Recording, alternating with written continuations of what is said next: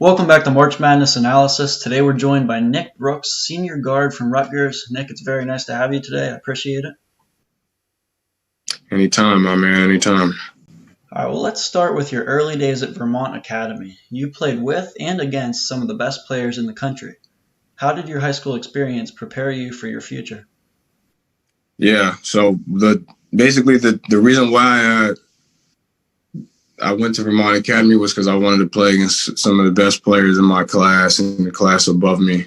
And on top of that, it got me ready to go to college, not just basketball-wise, but living away from home, living in a dorm, doing your own laundry, not having your parents wake you up to go to class. It really forced me to grow up at a young age, and it really helped me out a whole lot, man. I'm really, really grateful for my time there because it really helped me mature. In a sense, I was very, very immature before I went to Vermont, but it helped me grow up. It's the first time I ever got a chance to do scouting. I had never scouted a team that I was getting ready to play against before I went to Vermont Academy. The 6 a.m. workouts, study hall, class, all that stuff is a part of college basketball. So me going there and getting a chance to do it before I went to college definitely helped me out a whole lot. Yeah, right. And you played against Kyrie Irving, is that correct? At one point in your history there? Yeah, I actually played against Kyrie when I was way before I went to Vermont Academy. I was actually 12, and he was 17. It was right before he went off to go to Duke. And he's a very special talent. I was a fan of Kyrie before anybody even really knew who he was at that point. Because at that point, you didn't really know who Kyrie was unless you were from Jersey.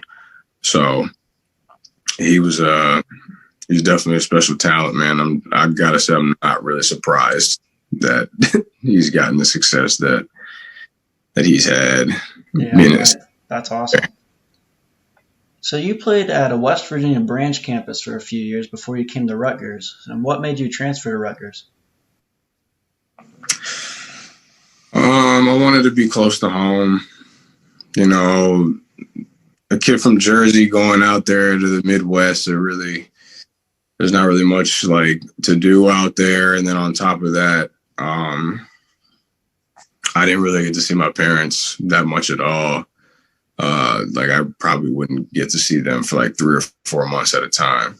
So what I tell most kids now is if you're going to go far away, go somewhere far away where you can do something where you can have fun or be near a city or something like that.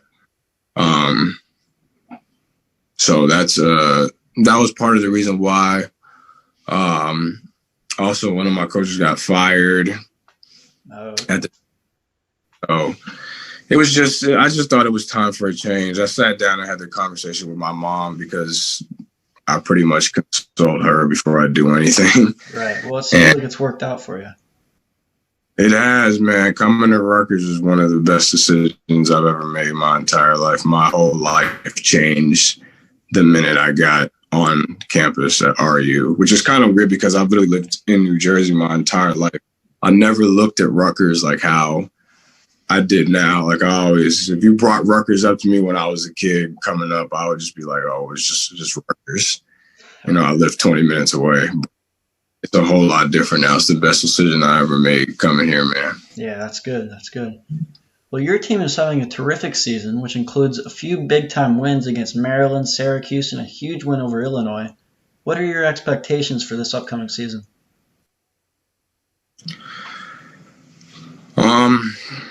Our expectation is that we think we're one of the best teams in America, and there's no reason why we can't go to the Final Four and win a national championship. So far, we've done a great job of proving it. I think really the only thing that we need to do is just stay healthy at this point. If we could stay healthy, then nobody really can run up a goal. It's funny how how much people disrespected us when I first got here.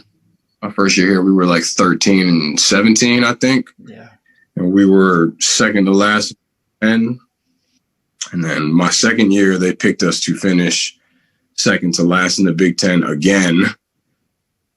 And that's when everybody kind of found out about us because we won 20 games. It's the first time Rutgers has done that since like 2002.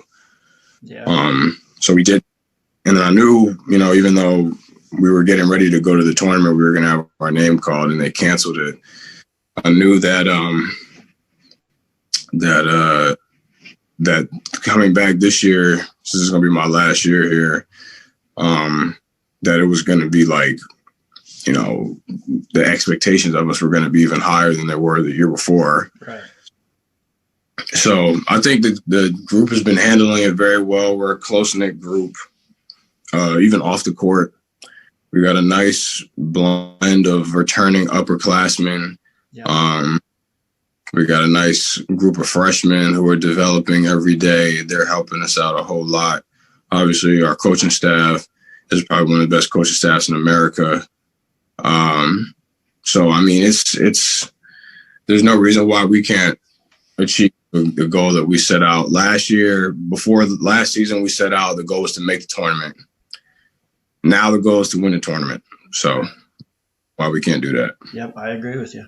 So you've been getting some time off the bench and helping your team by getting some extra points and quality minutes. How much does it mean to you to be contributing to your team, who right now is competing at a very high level? It obviously means a lot to me and my family to get a chance to see me go out there and compete, since it's going to be my last year playing.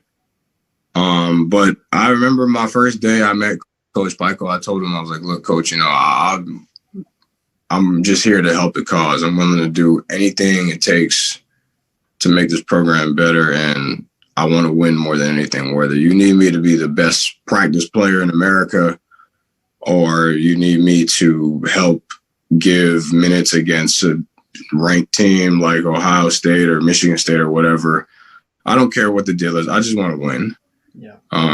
So that's the mentality of a good teammate right there. Absolutely, man. It's not, and I think all my teammates got that mentality.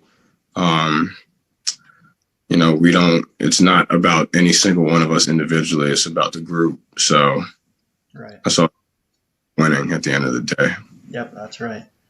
So you're playing alongside some of the best players in the country, like Ron Harper Jr. and Geo Baker, who I'm assuming both have futures in the NBA. Do you have any plans to continue your basketball career after this season? That's a conversation I got to sit down and have with my family.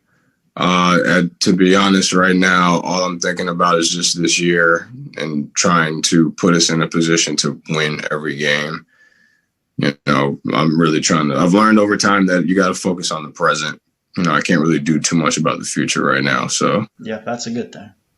I want to focus on the present and put my team in a position to win all of our remaining games. So, all right.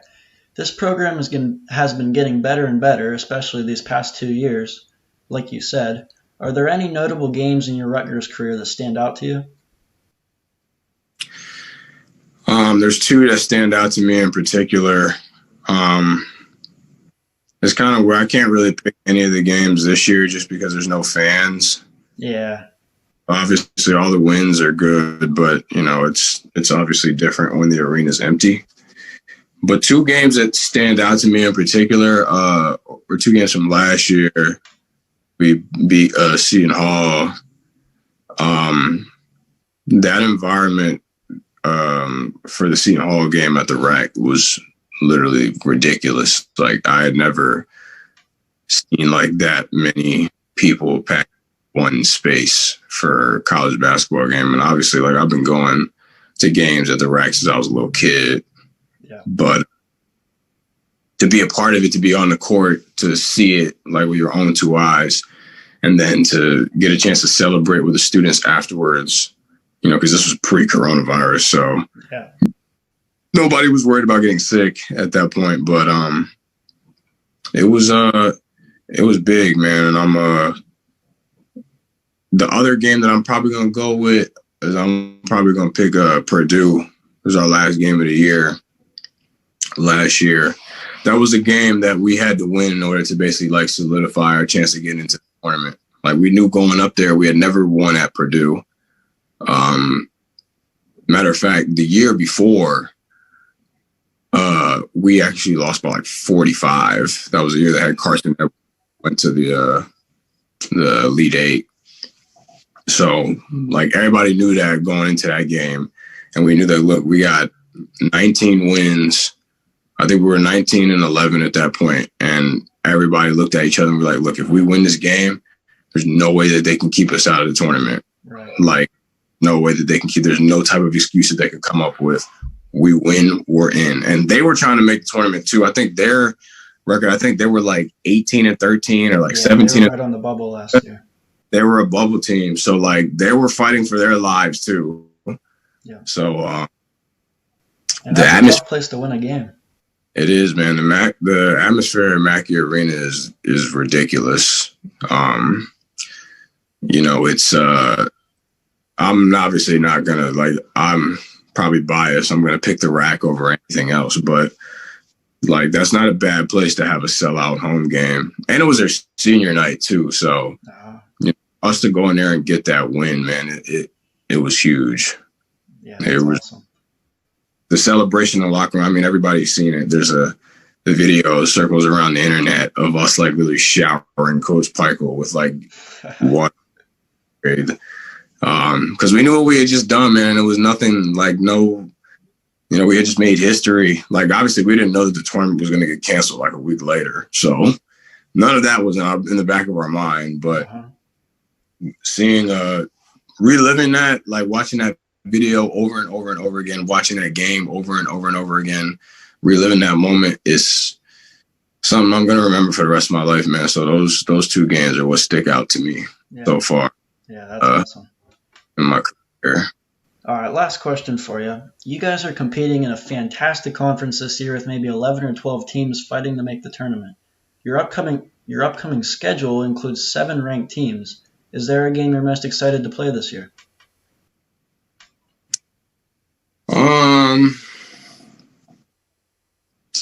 I want to say we got Purdue next Tuesday. Then after that, we got to play Iowa. After that is Michigan State. And then after that is Ohio State again. I'd be lying if I said that I wasn't looking forward to playing Ohio State again after what happened today. Yep, I would be. But there's certain goals that we have as a program that we haven't accomplished yet. Like we've never won at Michigan State. I don't think Rutgers has never beat Michigan State. They've never beat Michigan. So like whenever we play like those teams, like we're ready to like check that off the list. It's funny because like we're the 11th ranked team in America and we still go into every game like an underdog. Yeah. Well, that's just because Rutgers has had that, they've been that team for quite a while now. They haven't made the tournament since, was it 99 or 91? I think 91. Yep. So you've got the best team they've had in a while. Yeah. I mean, it's, when my teammates see that, we all see that stuff in the media, like when they do like the predictions and like we'll play, like we played Illinois. They predicted us to lose that game by 1 point. They predicted us to lose to Syracuse. So like I don't like we hear all that stuff and like we're ready to go out there and prove everybody wrong. So like every game is something to look forward to. Obviously there are some teams that got asterisks next to it because we may have never beat those teams before as a program, but like every game is a chance for us to like go out there and prove that we are here and we want our respect. So I think all my teammates feel that way. Yeah. Well, best of luck to you this year. I'll be watching and rooting for you. And have a Merry Christmas. I appreciate it, Aiden. You be safe, man. All right. Thanks. I'll see ya. Yes, sir.